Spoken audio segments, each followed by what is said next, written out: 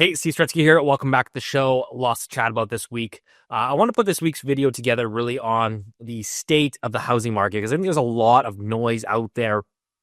You're hearing a lot of mixed opinions. You're reading one thing in CBC and another thing from a different YouTube channel. And so I really want to put together a deep dive video this week on exactly what is happening in the housing market, particularly here in Vancouver.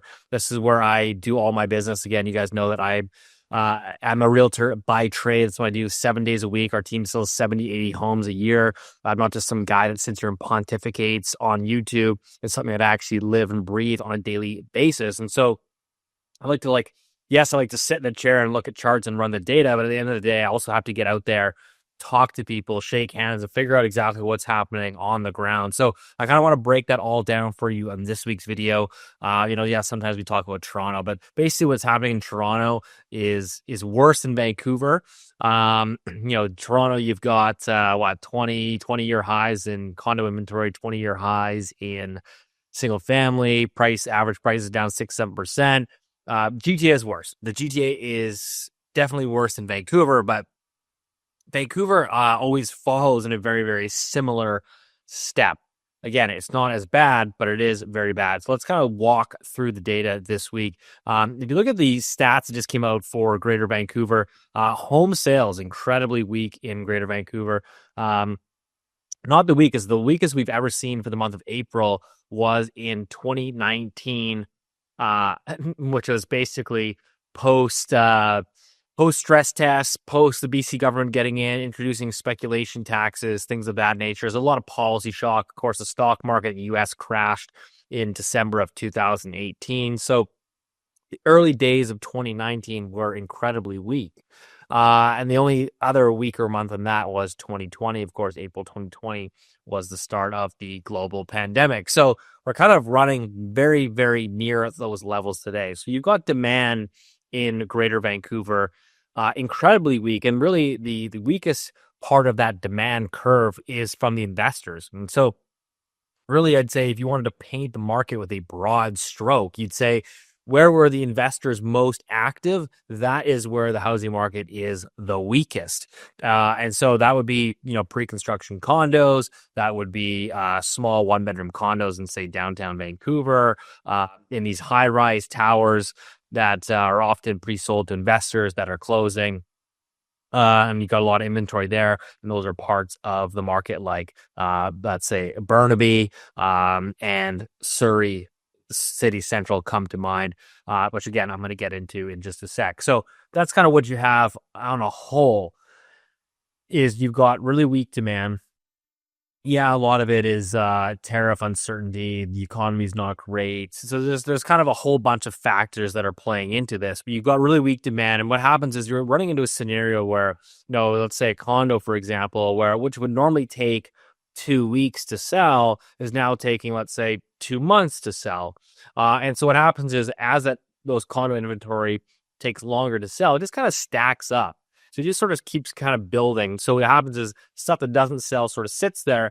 But meanwhile, you're still getting the same number of new sellers coming to market and adding their listings to the stale stuff that's already there. And so your inventory continues to build. And this is why we're now in a scenario where condo inventory is at close to record highs at almost all sort of sub-markets across the lower mainland here in Vancouver. And so this is a real problem, obviously, was when you get record inventory builds, that puts downwards pressure on the market. So if you look at months of inventory, we're at 7 months of inventory in Vancouver, that's a huge number. It's a huge number, and it puts downwards pressure on pricing. Anything sort of north of 4 will start to put pressure on pricing. So you're at 7. So you've got a backlog of inventory that you need to work through. And this is particularly the case in markets, again, like Burnaby and Surrey, where you've been building a lot of these towers. Prices have gone up tremendously. You had some speculation there, but you've been building a lot. And so you look at some of these towers, let's say in like Burnaby, Brentwood area, like you've got all-time record high condo inventory for sale on the resale market, all-time record highs. And so you look at some of these buildings that have just recently completed. You got a lot of these investors that bought pre-construction condos in these high-rise 6 years ago. They put down a deposit 6 years ago. They're now completing And obviously, a lot of these investors look for sort of exit liquidity, so to speak, which is to say, hey, listen, I tied my money up for 6 years waiting for the high rise to complete. It's now complete. I want my money back out, and they hope to obviously materialize a profit. But there, of course, there really is no profit today, given the state of the condo market. So many are saying, well, I don't really want to lose a whole lot, but I can't really sustain the rental here because the mortgage rates have gone up. They're a lot higher than what I thought they were going to be. And so I'm losing, $700 a month. I can't really do that for that long. I can do it for a little bit, maybe a year. It's not something I can do in perpetuity. And so the conversation is, okay, do you take your loss today? It might be $100,000 net of fees and taxes. Or do you basically just bleed out $700 a month for the next, year or two?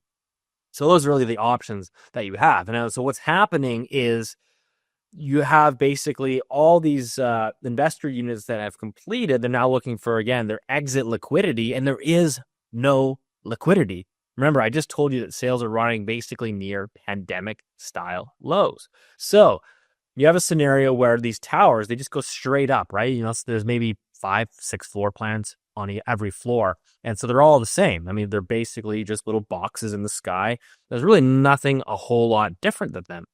Because developers, when you build high rises, you typically, again, have sort of 5, 6, 7 floor plans.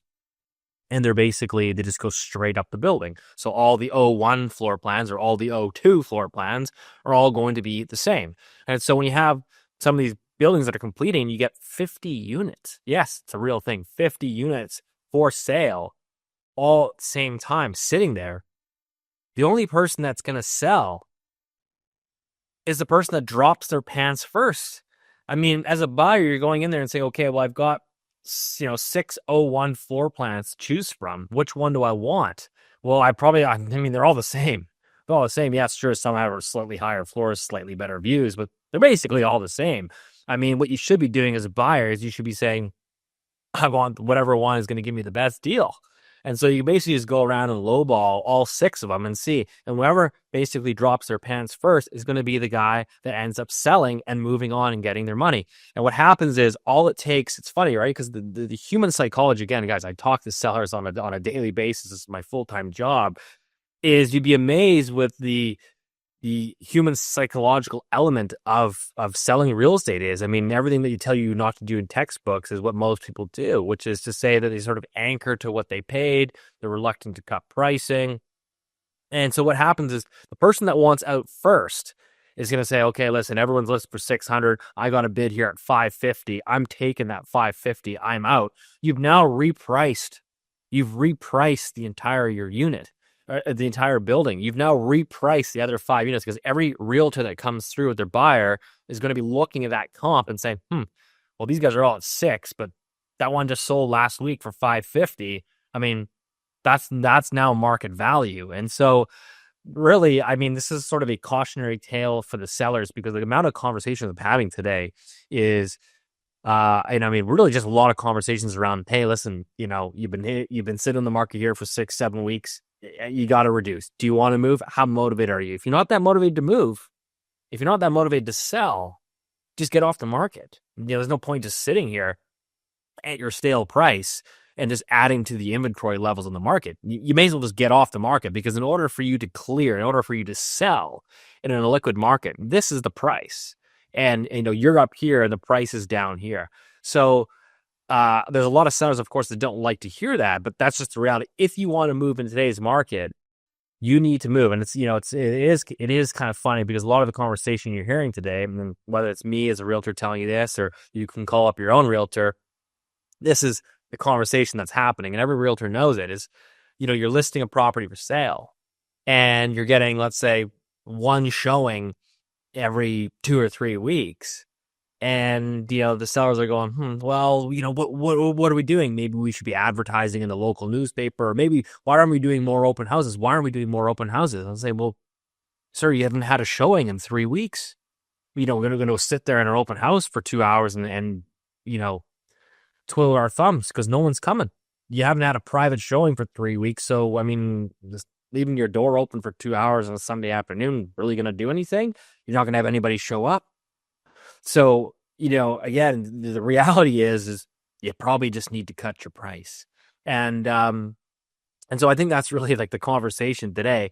I can tell you this, guys, you guys that have been following this channel for quite some time, I've been bullish, I've been bearish. I will pivot with the market. I mean, I'm not agnostic to a particular view. I mean, you just have to look at the data points. You have to read the market and say, okay, like, is it a time to be bullish? Is it time to be bearish? I mean, right now, market conditions are horrendous. These are the worst conditions I've seen in basically the 10-year period that I've been doing this. I mean, it's abysmal. Obviously a chat with tons of colleagues in the industry, guys that have been doing this for 20 plus 30 years, saying this is the worst they've seen it in 20 plus years. So we are in an illiquid market. It's very hard to price things. As a buyer, this is a time where you should be pushing the needle as aggressively as you can. It is a time to go there and negotiate. You have all the leverage, all the negotiating power. Basically, if you want to sell today, you either have to get lucky or you have to have a very unique property. You got to have a unique property that, maybe it's a boutique building with a great ocean view, or a beautiful entry-level house on a great street that's priced well. Or again, if you're in sort of this generic condo tower high rise with 40, 50 other units, you basically just have to hammer your price, and the lowest price is going to be the price that ultimately sells and moves on. So these are the market conditions that we're in today. Yes, the Bank of Canada has cut rates. Yes, mortgage rates have come off a lot. But at the end of the day, demand is impaired. A lot of it is due to the tariff stuff. A lot of it is, I think, the economy is soft. Again, even if you get this sort of tariff agreement between Canada and the U.S., I mean, there's a lot of economic pain that's already been inflicted. It seems likely that Canada's still going to have some level of tariff. It might not be as bad as maybe people are forecasting, but we just saw a tariff agreement that was done with the UK, which is effectively it was a 10% tariff across the board. So really not a whole lot actually ended up changing there. And so again, I think what's likely to happen is, yes, I think demand, which is running, again, sort of in between 20-year lows, it is going to pick up, but you still have this inventory backlog that you need to clear. Again, I just said, you've got record condo inventory in parts of the market. You've got 7 months of inventory for sale. So even with an uptick in demand, you're still getting more listings coming on. So it's going to take time. It's going to take time to clear the current inventory backlog. And now, again, just to remind everybody, you still have a lot of issues in the pre-construction space. Remember, you have a record number of units that are currently under construction. Those units will be completing over the next, call it 18 months. And many of these units will then hit the resale market as they complete and as these investors look for their exit liquidity. So you have that dynamic playing out. You have a record number of unsold units for sale on developer balance sheets. The pre-construction market, remember I told you guys, I said, if you're looking to paint the market with a broad stroke, or whichever market has the most investors is the market that is suffering the most. Pre-construction condos, on average, about 65 to 70% of all units sold are typically sold to investors. And again, there's a reason for that. Is because most people that are end users don't want to tie their money up for 3, 4, 5, 6 years waiting for the unit to complete. So you can imagine a scenario today where I just told you, listen, in a lot of these markets, we have record resale inventory. So imagine trying to sell a new construction unit that is priced approximately 10% above the resale market. Good luck. And so what we're seeing today is there's really no absorption in the pre-construction market, to the fact where we're seeing now some of the largest pre-construction firms in the industry. We just had a note out that's now gone public from Rennie, for example. I believe that the largest pre-construction marketing firm in Vancouver, just cuts 25% of their staff. Headcount gets chopped by 25%. Because again, if you're not moving units, there's no revenue coming in the door. And this is the state of the resale market and the pre-construction market today. There is very little liquidity. So I really want to emphasize that point. because I think there's a lot of sellers out there that I see, or I have discussions with colleagues, and they see, and we, obviously have these conversations, is so many are sort of stuck, or the old adage is basically, well, it'll get better. It'll get better. Some of these guys have been saying that since the market peaked back in 2022. Like, I could have sold in February 2022. I could have been 800. Now the market's saying I'm 775. Well, today last year you're 750. Today you're 730. And so maybe next year you're 710. And so we don't have that crystal ball. But what I can tell you is right now, today, when you look at the data, again, you put the backlog of inventory, and it is stacking up. And so buyers should be pushing the needle aggressively, and sellers are going to have some difficult decisions to make. If you're looking for representation, if you want to chat through some scenarios on the buy side, sell side, happy to do that on a one-on-one console basis for hire. I'll put a link to my calendar below. You can go and book a 30-minute call. Again, I really encourage you guys, just for my own time's sake. I obviously can't chat with everybody. That's just kind of looky-loo. If you're actually looking and you need a realtor, please book that time. I'm happy to have that discussion. But I will leave that with you this week. That is ultimately what is happening in the marketplace today. Some uncomfortable truths, some uncomfortable realities. I think that the biggest challenge again today is the backlog of inventory and the issues in the pre-construction market. There was so much noise made about the negative amortizations, but if you actually look at the data is showing you that the Bank of Canada data, for example, is showing you that more of the mortgages that are renewing in 2025, the average mortgage payment will only see an 8% increase, right? Rates have come down, wages have gone up. If you look at negative amortizations, those have dropped significantly, like BMO, as of Q1 2025, negative AMs, 1.6% of their portfolio. That's down. That's down from 15% a year ago. So the amount of sort of the negative amortization stuff, a lot of that is ultimately working itself out, like a lot similar to almost kind of like that mortgage deferral wave where everyone was deferring their mortgage and everyone was so worried about it. I think that it ended up being a nothing burger. And I think the negative amortization stuff, well, it's going to be a problem for some.